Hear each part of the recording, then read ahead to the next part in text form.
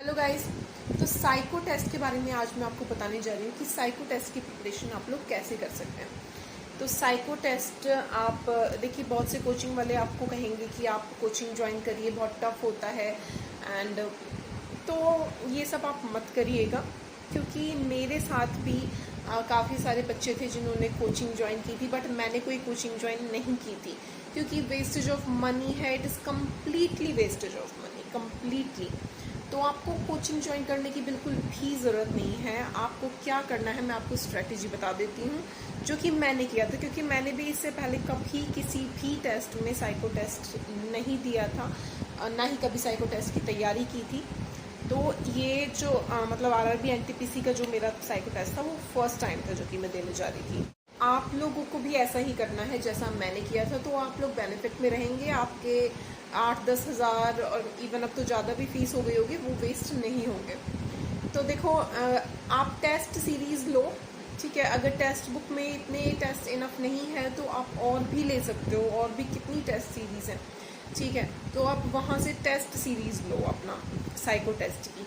तो मैंने test series खरीदी थी, और फिर जितनी प्रैक्टिस हो सके, क्योंकि साइको टेस्ट में क्या है, प्रैक्टिस मेन है, क्योंकि उसमें टाइमिंग का खेल है।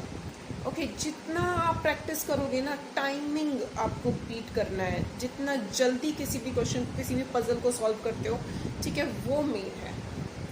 इजी बहुत होता है, ठीक है। आप जैसे नॉर्मल, अगर आपको नॉर्मल टाइमिंग दे दिया जाए ना, तो आप बहुत इजीली उसे कर लोगे। इजी बहुत होते हैं क्वेश्चंस, बट जो मेन खेल है वो है टाइमिंग का। ओके, साइको टेस्ट में, क्योंकि इसमें हमें पजल्स बनाने होते हैं। ऐसे भी क्वेश्चंस आते हैं, मान लो कोई एक पजल हो गया, ठीक है, वो आपने बना दिया, फिर उससे 5 क्वेश्चंस लिंक्ड होंगे, 5-6 क्वेश्चंस लिंक्ड होंगे। फिर अगर आपका टाइम उसी में वेस्ट हो गया तो वो 5-6 क्वेश्चंस चले जाएंगे। तो टाइमिंग का मेन खेल है। तो जिस आपको बस स्पीड मेंटेन करनी है, क्वेश्चंस का लेवल टफ नहीं है, स्पीड का जो मेन है उस पर आपको फोकस देना है। ओके, तो मैं आपको यही कहूँगी कि अपना, और ये कोचिंग में जाके आपको कुछ वो नहीं होगा।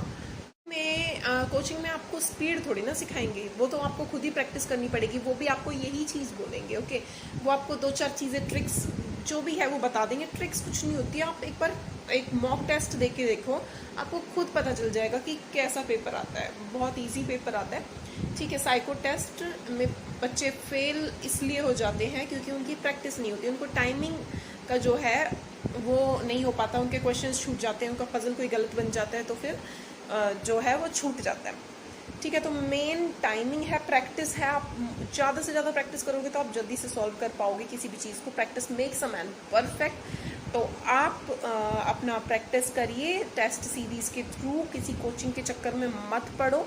ओके, बेशक से किसी ने कोचिंग ली हो तो आप उससे भी पूछ सकते हो कि वहाँ पे क्या करवाते हैं। बिना बात में आपका पैसे का वेस्टेज है, और कुछ नहीं है। और कुछ आपको डाउट है साइको टेस्ट से रिलेटेड तो आप मेरे को पूछ सकते हो कमेंट बॉक्स में।